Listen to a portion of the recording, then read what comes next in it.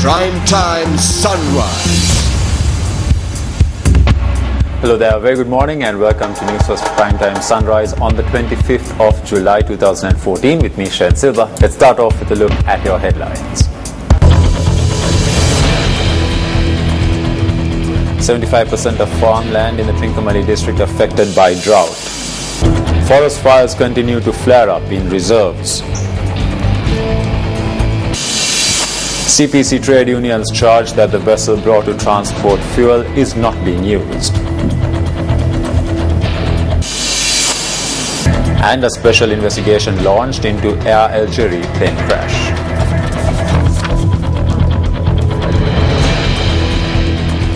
The Disaster Management Centre says that 75% of farmland in the Trincomalee district cannot be used for harvesting due to the prevailing drought conditions. Deputy Director of the Trincomalee District Disaster Management Centre, Viraj Disanayaka, says that a problem has arisen in supplying water to these farmlands due to the receding water levels in reservoirs.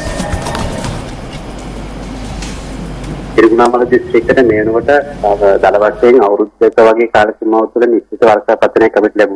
Trincomalee has not received rain for almost a year. Drought conditions are prevailing because of this.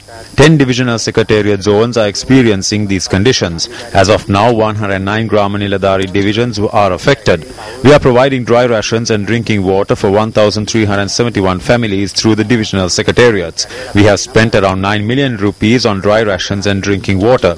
In addition, water tanks are also being provided to the divisional secretaries to provide water for the public. මේ අතර දිස්ත්‍රික්කයේ පුද්ගලයන් 80000ක් පමණ පානීය ජල ගැටලුවට මුහුණ දී සිටිනවා. 1,000 individuals in the district are facing a problem relating to drinking water. The Deputy Director added that 10 divisional secretariat zones out of 11 in the area are facing a severe water crisis.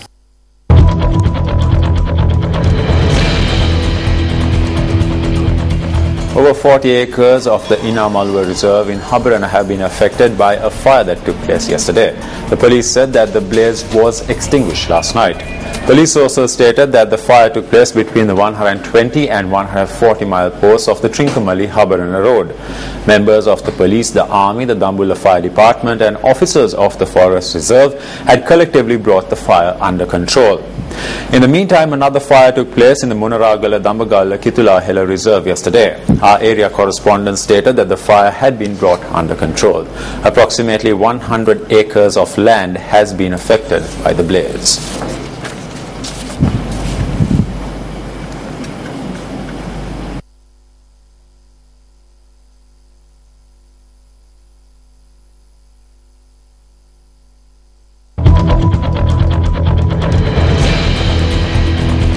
The Ceylon Petroleum Corporation trade unions charge that the vessel that was requisitioned to transport crude oil from vessels located at sea to the Colombo harbour has not been utilised for more than 10 days. The secretary of the CPC branch of the Jatika Sevaka Sangame, Anand Palita, stated that as a result, the CPC was paying the Singapore-based owner of the vessel $12,000 per day for nothing. The vessel was brought to Colombo to transport crude oil from oil tankers to the Colombo harbour as a result of an issue that had arisen at the offshore oil collection buoy. When we contacted the acting chairman of the CPC, secretary to the Prime Minister S. Amarasekara, he stated that they did not require the services of the transport vessel.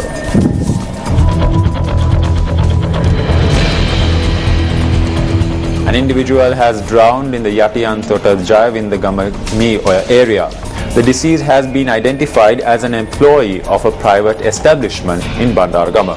The individual had been returning from a funeral in the Ginigathera area with a group of people when they had stopped to take a bath in the Mioya. The remains of the deceased are presently lying at the Carvanalla hospital.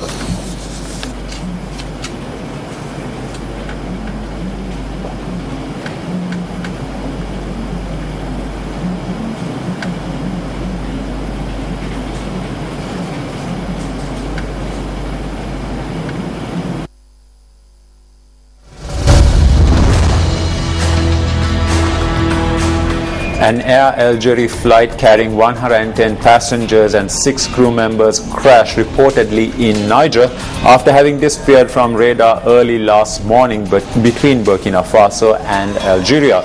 Officials say that the wreck of a plane that disappeared with 116 people on board on a flight from Burkina Faso to Algiers had been found in Mali. The wreckage of the plane has been found 30 miles from the border of Burkina Faso near a village. The Burkina Faso army said the plane operated by Algeria's national airline Air Algeria had crashed about 50 kilometers from the Burkina border. Air traffic controllers lost contact with the plane early yesterday after pilots reported severe storms. The passengers included 51 French citizens. The McDonnell Douglas MD-83 flight AH5017 had been chartered from Spanish airliner Swiftair.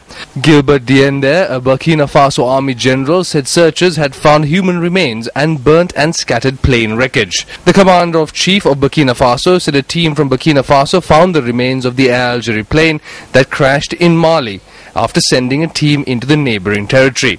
Et cette équipe est partie. The team went to meet, first of all, our informers and bring our informers on the crash site. And indeed, the mission found on the site pieces of the plane, and this team found on the site, sadly, remains of dead bodies. We were not able to evaluate exactly what is the situation as night began to fall, and the team had confirmed that it has seen the remains of the plane totally burned out and scattered on the ground. Évaluer exactement ce qu'il en est. General Diender said earlier in the day that 116 people were on board, 51 of them French and 28 from Burkina Faso. Diender said the plane was found 140 kilometers north of the Burkina Faso city of Djibo in Mali territory and south of the Mali town of Gao. He said a team had gone from Burkina Faso to Mali following discussions with the Mali authorities to follow up on information they had received about the possible crash site. Diender said the team found the burned out carcass of the plane where the informers had said it might be. They had not found any survivors at the crash site, but that as darkness was falling, they were unable to investigate whether or not there were any who may have been rescued locally.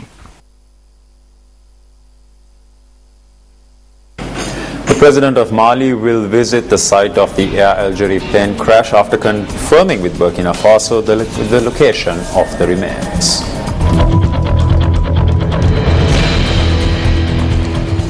Gazan health officials say at least 15 people were killed and more than 200 injured when a UN-run school used as a shelter in Gaza came under fire.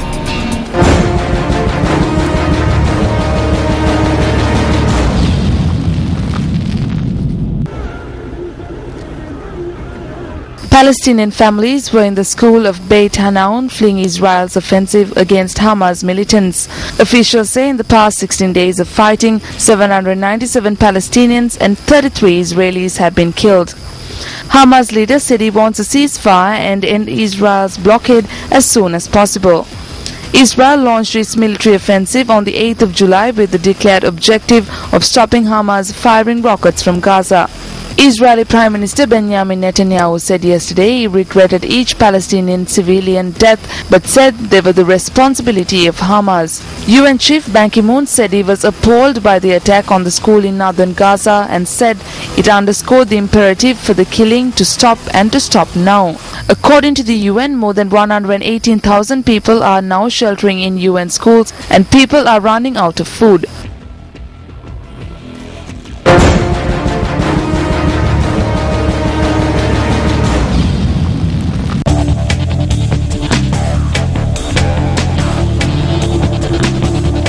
England leads the medals charts with 6 gold medals at the end of day 1 of the Commonwealth Games 2014 held in Glasgow. 4 Commonwealth Games records were established while 2 world records in swimming were broken. Indian Sanjita Kumukcham won the first gold medal from the weightlifting event yesterday at the Clyde Auditorium in Scotland. She lifted 173 kilograms overall to secure the gold medal. The silver medal of the event also went to an Indian, while the bronze was bagged by a Nigerian. Sri Lankan Chamari Varnakulasuriya, who took part at the same event, could not finish her attempts. And the other 2 athletes there from Sri Lanka and Malaysia. Anomaly delivered the gold with a new Commonwealth Games record, recording a time of 4 minutes 31.76 seconds. Daniel Lowe of England in lane 1. Master has moved up close to Miley. She's turned in. I don't think he's going to see a world record because Glasgow as well. The first goal for Scotland. England won silver while Australia bagged the bronze. Australian swimmer Emma McKeon bagged the gold medal in the women's 200 metres freestyle, a Commonwealth Games record. English swimmer Shabana O'Connor secured silver while Australian Bronte Barrett secured bronze. 55-57.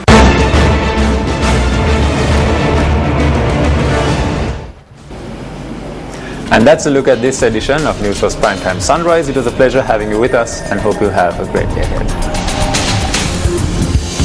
Hotline 0114-896-896. www.newsfirst.lk. Feedback at newsfirst.lk.